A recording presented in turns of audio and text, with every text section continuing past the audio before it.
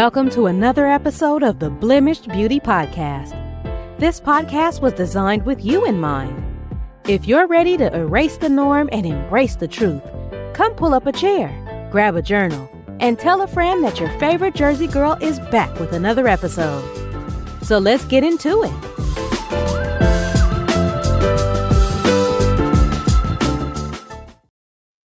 Hey y'all, welcome to another episode of the Blemished Beauty Podcast, and I am your host, your favorite Jersey girl, Shira Renee.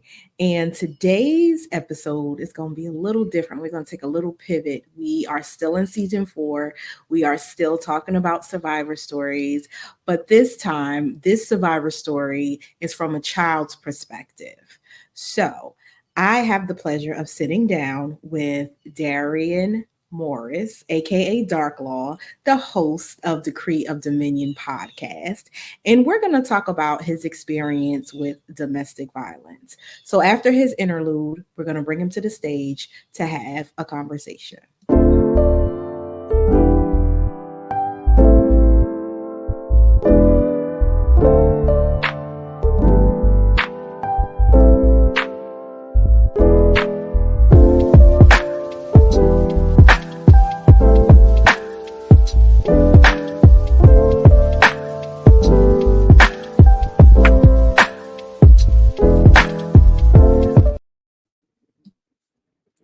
Hey, are you acknowledging me? Acknowledge me. Acknowledge.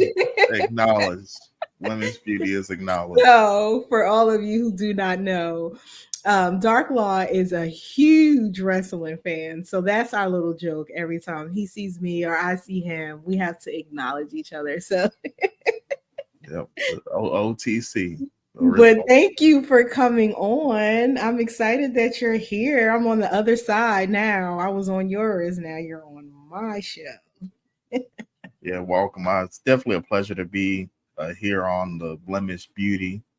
Is there a nickname for your audience? No, don't give my audience no nickname either, okay? Because you know you good with the Okay, we're just going to keep it at that. We just gonna keep the women. Call them like beauty something. You gonna think it's some type of nickname. I'm not messing with you today. When they say, you know how they say the blessed, we just gonna call them the blemished. Yeah, the blemished. We not doing that today. Maybe later. Send me a text or some potential names and we'll talk about it. For season 4 was just gonna be normal. Yes, it's gonna be normal in season 4. But this season, we're talking about survivor stories. And, before we went live, I was telling you that we were tackling things like suicide and domestic violence. Of course, October being Domestic Violence Awareness Month. Most people don't know that. And Breast Cancer Awareness Month.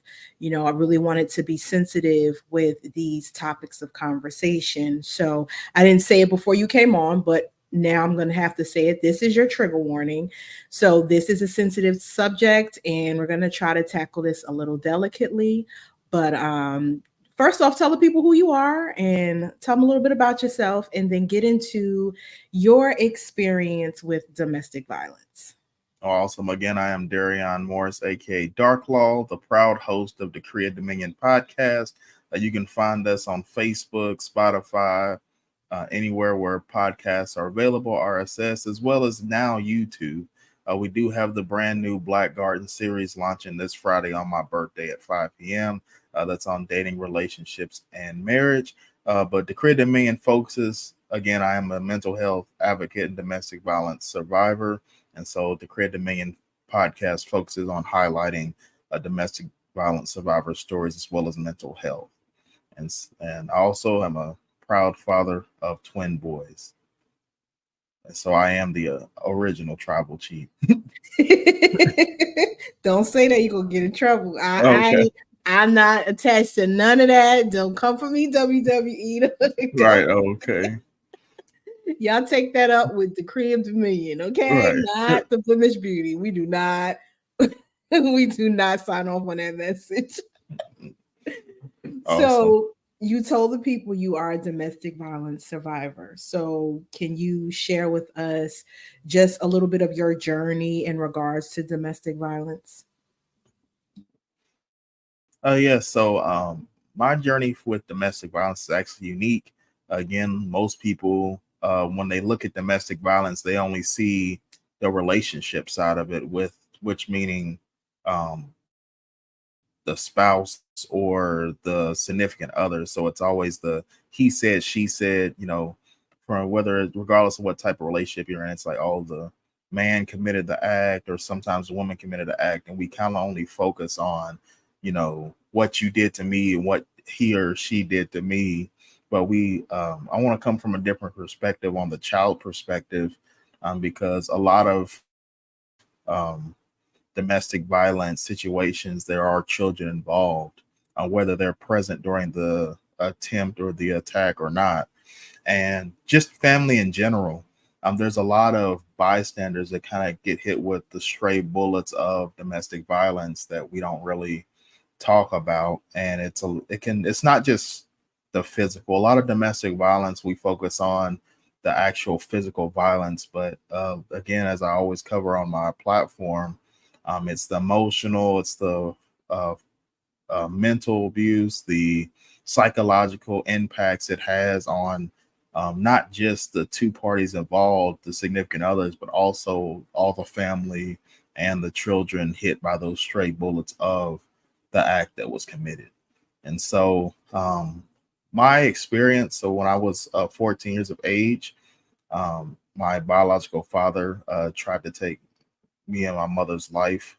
They were married 14 years. So she got pregnant with me when she was 21.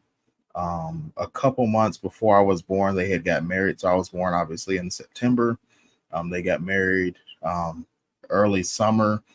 And then, like I said, they were married until I was up till 14 years old. I do have a younger sister as well. She's 3 years younger than me. So she was 11 at the time of this event. But she's now, again, 20, she'll be 25 in November. And so, kind of just to backtrack before the actual event, the first time that I actually had witnessed domestic violence was when I was 4 years of age, when I was in kindergarten. And I want to start with that because a lot of people, when the big event happens, I know it's a little off topic, but there's been a lot of like school shootings and stuff like that happen recently. But just going back to just domestic violence, and I know it's suicide awareness as well during this season as well. But a lot of times we only focus on the major event. So for me, it's that domestic violence, the him trying to kill me at 14. But if you look back, and me and my mother have both done this, if you actually look back at all the events and all the days leading towards that event, you could see the signs um, during the aftermath of it in hindsight. But if we had knew it at the time, you can kind of see, you could kind of say you kind of saw it coming. And so the first event that I had experienced with domestic violence was when I was 4 years of age. Again, I was in kindergarten. I still remember to this day. Again, my sister was like 1 years old, so she was just now walking, and I don't even think she was in the house at the time. I think she was, at the babysitter or something like that. But it was like a Friday night when I was 4 years old, and my mother had went to pour me a cup of juice, because if you know kids, we love juice, especially at the age of 4. And I remember my mom pouring the juice, and I just remember my dad like pouring uh, a big gallon of water down her back and like punching her as hard as he could in the back. And again, I was only 4 years of age, and the only thing I remember from that event, I remember her calling the police, and they escorting them out. And I remember there used to be a restaurant. I'm born and raised in Lexington, Kentucky. There used to be a pizza place called Sir Pizza, and he used to have a little yellow crown on the box. And I just remember him. All I remember is the police escorting him. We lived on a top floor apartment on Regency Road at the time, and I just remember. All I remember is seeing my dad walk with the police holding that pizza box in his hand. And so that was my first real experience. Obviously, I didn't really know what that is. I was just, like I said, I was in kindergarten. So it was like, oh, daddy hit mommy. And, I didn't know what to think of that. And again, it was my first time being exposed to that. And I just want to, encourage everybody that is viewing and listening. If you have children, no matter how, again, I was 4 years old and I still remember every little detail at age 4. And so I just want to encourage the viewers and audience alike, if you have children, no matter how young or they are, if you are yourself a survivor or experienced domestic violence, and your children were present, whether they're 2, 3, 4, or 5, 18, 16 years old, regardless of the age, they still can remember those events and how that impacted them. I love that you said that because, a lot of the times, like you said, we hear the conversations about the woman involved or the man involved, but we never hear it from the aspect of the child. And for those women who do stay, sometimes one of the reasons that they do stay is for the children. But, we don't take into consideration that whether you stay or leave, the child is going to be affected. So it could go either way. It's a two-sided coin. It could be a positive or a negative, whether you decide to stick and stay or you just decide to step out and be free. So I'm glad that you are here and giving your testimony to what happened, because women need to hear that at 4 years old, you did see it. And a lot of the times we think we're so clever at hiding or doing stuff behind closed doors when the child is not sleeping or the child is sleeping or not seeing it, but you can still hear it, or you're still present even though you're not maybe physically present in that particular space where it happened. So at that age, being 4, you definitely have memory that you can recall just like it was yesterday, and a lot of the times the kids are that age when stuff like that does happen. And you said from 4 to 14. What was do you know specifically, maybe you've had conversations with your mom, what was the final straw for her to say between 4 and 14 that enough was enough and she left? That's a good question. I want to go. So, again, if you guys have uh, heard of my podcast, my childhood trauma story, there's 3 main events. So, the first one was when I was 4. And so, the second one I'm going to explain that leads, this happened when I was about 11, 12 years old. And then the final straw happened when I was 14. But I want to explain the second. And this was kind of the final straw, but wasn't the final straw. And I want to explain that, especially I know there's some viewers out there that are grew up Christian or in Christian based households. Again, I grew up Pentecostal and grew up in church. My cousin's a pastor. My father actually played drums in the church, actually still does to this day. And so when I was around 12 years old, again, I was in middle school, I was 7th grade, and I just remember coming home from school, and the school was around 6 minutes away from my house. So I was a walker. So I would just walk around the corner in school. I remember coming home from school. It was like a random day during the week. It was during the fall, around October time frame. And I remember just seeing my mom, in the kitchen. And for those of you that play football or play sports, that like carpet turf burn, that you kind of get on your skin, or maybe you slide on the rug and you fall and you gotta get that like bloody, like spotty look. And so my mom's like one side of her face was covered in like a carpet type burn. Wow. And I was like, my mom obviously didn't play sports, so I'm like, I didn't know what happened. And my dad, he worked a regular 9 to 5. So, he obviously, I got home around 4 o'clock, so he wasn't home yet. So I'm just, I'm like, did my mom fall, or, did something happen? And so she had sat me and my sister down, and I basically explained that, my father was no longer living in the home. And, he had basically what happened, she was, and this was a time where they were kind of talking through. There was talks of like separation of divorce.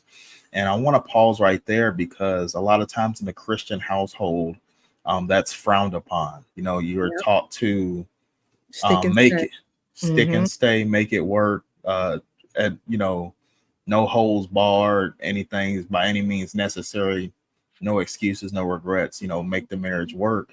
And you know, at this time, my parents were sleeping in separate rooms, and so um, we were blessed and fortunate to have a very large size house, you know, like a 5 bedroom, full finished basement. And so my mom had moved, you know, she was sleeping down in the guest room downstairs in the basement. And, you know, at this particular moment in time, she was on the phone with her best friend. And my dad had, I don't know if he had got off work earlier, took the day off, but basically had a domestic dispute where he had pushed her face into the floor and was like causing the carpet burns. And um, what I want to say next is that um, it's important, both men and women, because domestic violence doesn't just happen to women, but it's important to have friends and family in your corner. And when I say in your corner, I mean ride or die in your corner. And Mm-hmm. so um, back then, you know, we had what we call house phones. You know, I know those are non-existent nowadays, but we had cordless house phones. Um, and this will, you know, be more apparent as I continue the story.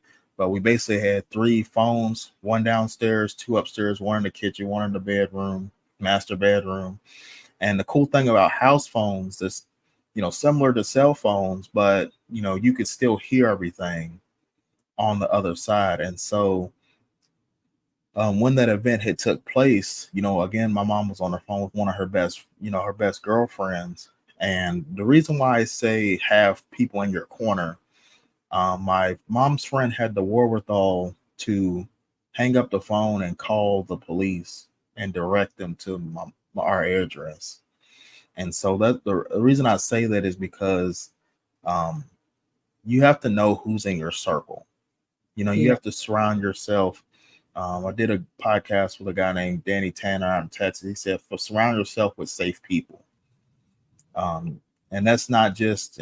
And I know a lot of times we, you know, want to go to the club or we want to hang out and have drinks. You know, that's all cool and dandy, but you want to have people that are your friends or so-called, you know, ride or die besties. You want to actually be there for each other in time of need. And so mom just happened to have, you know, that friend that had the awareness to, you know, understand kind of Mm-hmm. the situation. And again, they're best friends. So she already knew about, you know, and that's another thing, to be honest with your friends. You know, don't always tell everybody your business, but find one person, you know, or maybe it's a counselor or a therapist, or, you know, find one person that you can confide in, because that was that one person my mom had, and Mm-hmm. so her friend had already knew, you know, what was going on, you know, with the domestic violence past and with the potential separation slash divorce. And so when that act was, you know, happening, you know, my mom's friend had that awareness to recognize what was happening, you know, take action quickly, and again direct the authorities to my house. And so a long story short, um, my dad had got, for that part, my dad had got a domestic violence order, and um, at this point was living with his mom, which is my grandmother, and was not allowed back in the house. And so that was the final, uh, supposedly the final straw in this story. But what had happened, and then I'll let you interlude after this, and just to finish up real quickly on this part of the story. But what had happened was, again, on that Christian household, my mom had let, you know, the people of the church, and let, you know, his mom, and, you know, let all those people, members of the church, talk her into letting them come back. You know, again, like we say in the Christian household, you gotta, you know, maybe he was just stressed, or, you know, it won't happen again, or maybe he was just going through something. And again, you know, my mom had decided to give him that one more chance. And I want to pause right there before I hand it over to you. I want to let everybody know that one next chance could end your life. I want to just say that or it could end your children's life. And so if I know there's somebody viewing or listening right now that maybe you just had an event happen just last week and you made that stand and you made that decision that I'm going to leave. I encourage you to stick by that decision. Again, because that one chance of, hey, you can move back in, or that one more chance of let's make it work, that could end you up on the news next week. And so, or even worse, in the morgue. And I want everybody to understand how serious that statement is, because time after time I see stories, news articles of, she was dropping the kids off at daycare and he snapped, or she had took him back 5 times after he cheated or did this, or he said he never put his hands on her again, and then he pulled a gun out and killed her in her articles on situations as this. And so I just encourage everyone to stay firm in your decision making when you're navigating through domestic violence. Yeah, I love that you said that because, like you said, it is pivotal for you to be strategic and to set boundaries and to stand on business, because that next time can be your last time. And if God gives you a window of escape, you should definitely take it, because people on the outside looking in, it's easy for them to make excuses. It's easy for them to give you some type of quote unquote silver lining, right? But only you know what you endure. Only you know the person that you lay down next to. And in most domestic violence cases, it never gets better, it always gets worse. So, where the first incident might be, like you said, just a basic water thrown down your back and then a punch in the back, right? The next event was the whole scarring of, your body. Then the next incident might be you losing your life. So it never gets less severe, it gets more every time. So I definitely hope that people take this episode and they really get it in their minds and use this as confirmation to do what it is necessary to step out and take that leap of faith and do what's best for them, which is be safe and get those resources, because a lot of people don't have resources. They don't have those family members, they don't have those best friends, because a lot of the victims, they become isolated.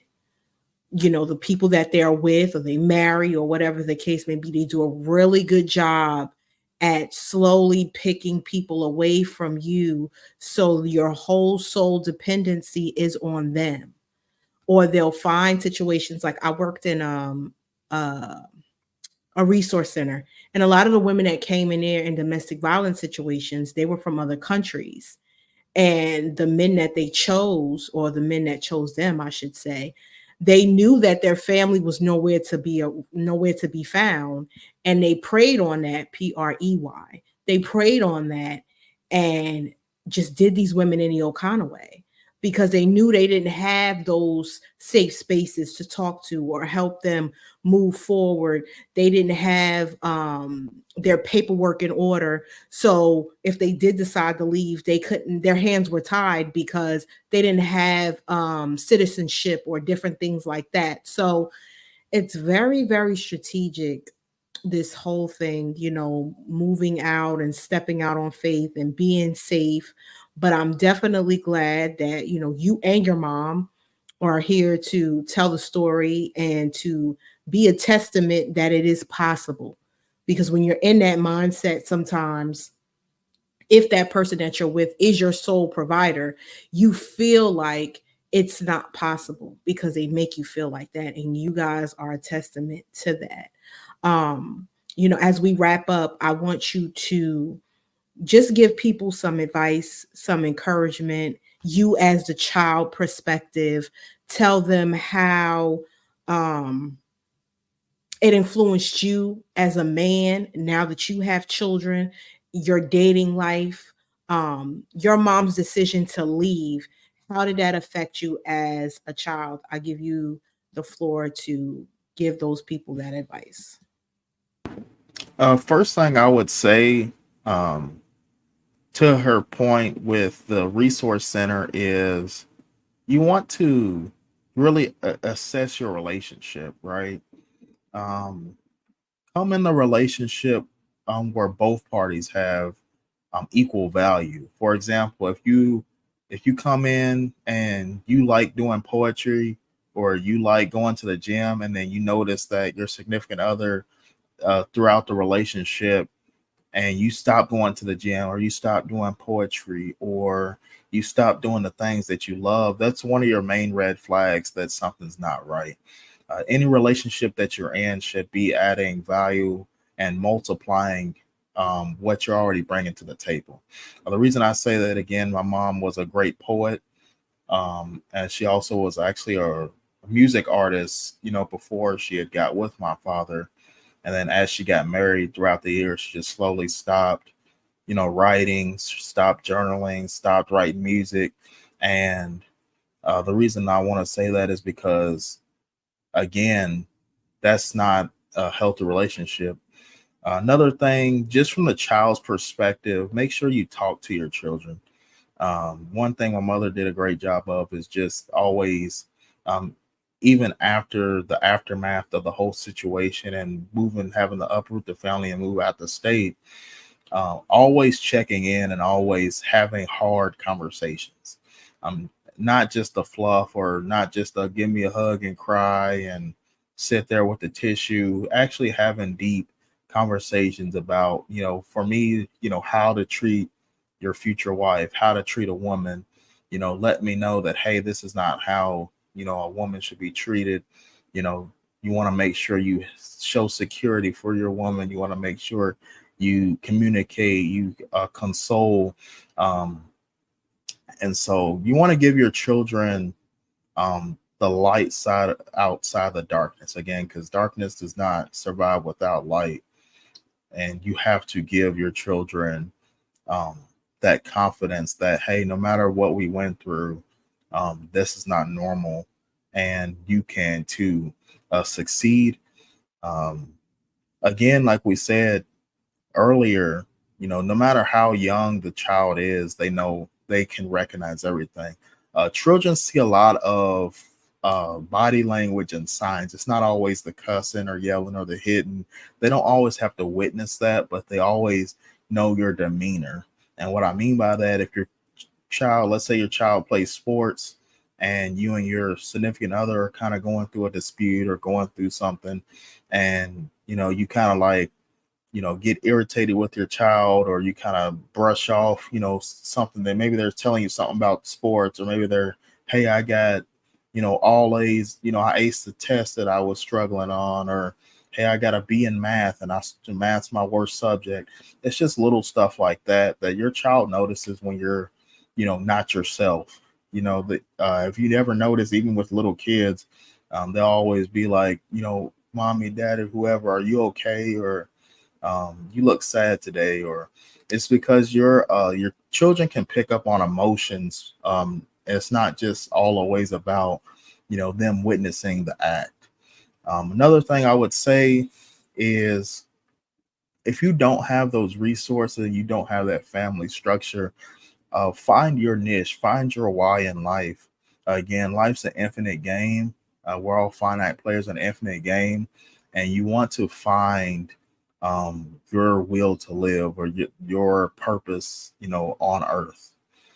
That's one of the main things. And you want to make sure that no spouse, no significant other, no matter how much money they may have, no matter how much political influence, no matter how good they kiss you, You want to make sure your purpose, focus on your assignment. You want to make sure your assignment and purpose is aligned with you and your walk, and not deterrent, and not obligated to who your significant other or who your spouse is. Just with the children thing, again, um, communicate with your children. Even if they witness something, have those hard conversations. A lot of times, parents, we don't have conversations with our children, whether they witness an event or not. You want to know what your child's feeling mentally and emotionally at all times, psychologically. Again, talk to your children, because that's going to be the main thing that's going to help you through your survival. And I just encourage anyone on here that is a survivor, or maybe you're going through or still trying to survive your domestic violence situation. Again, I just want to encourage you that there is light at the end of the tunnel, and make sure that you hone in on your decision making, and the decision's final. Be intentional with every decision you make. If you decide today, I know there's somebody that's going to watch or listen to this recording, and they're going to say, wow, that's a great story. I want to make the decision to leave. I encourage you to stay bold on that decision and do not waver. And that's really all I got. I love that you said that, to have those conversations, because I remember when I was in my situation, I thought I did a really good job at hiding, like that I was okay, but I wasn't okay.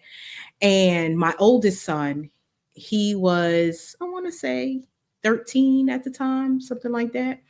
And he came to me and he was like, Mommy, you okay? And I'm like, yeah, I'm good. I'm fine. I'm good. And he's like, no, you're not.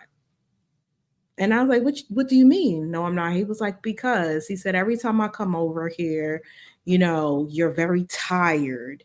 You're not yourself. You have this bubbly personality. You always helping someone. You're super nice. He was just running it down. Right.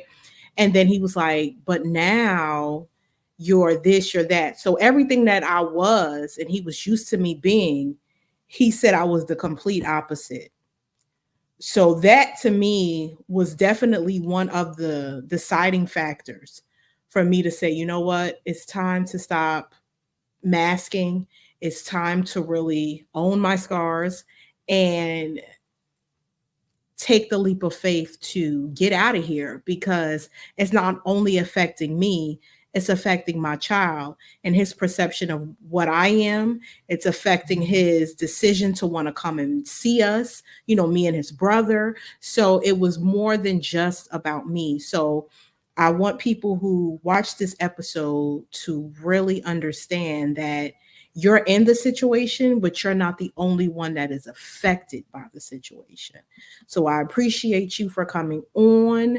And, you're my podcasting nephew. And I'm going to give you a few minutes to tell the people where they can find you and follow you and support Dark Law and the Decree of Dominion. Awesome. Again, you could find us at Decree Dominion 1996 on Instagram, as well as TikTok. You can also follow Decree Dominion podcast on Spotify, RSS, Apple Podcasts, iHeartRadio, etc. And we're also, as of August 1st, we actually are on YouTube now. And so Black Garden is our new dating, relationship, and marriage series. The first season, 22 episodes, debuts this Friday, September 20th at 5 p.m. Eastern time. And again, you actually can catch your host of The Blemish Beauty in that season 1 as well. And that's where you can find me. Again, if you are a survivor interested in being on the show to tell your story and decree the dominion of your own mind, free to reach out to me via Facebook at Decree Dominion Podcast, or Darion Greatness Morris as well. It's been a pleasure to be on. Hope all the audience members take one thing from this episode. to apply daily to your life to get rid of the darkness and find the light that shines within. Thank you. I love it. And as always, you guys, I want you to know that you are graced and gifted for a time such as this. You have purpose in this world and you have been created to do great and amazing things. I hope you enjoyed this episode. I hope you learned something from this episode. And most of all, I hope this episode has confirmed some things that, just like all of the episodes that you've heard thus far, these survivors have survived their traumas and they survive the things that they're going through. You can survive it too. So until next time, guys, talk to you later. We hope you enjoyed today's episode, and don't forget to leave a review. You can follow Shira on all major platforms and on YouTube at Shira Renee 510. Until next time, spread love, show grace, and shine bright.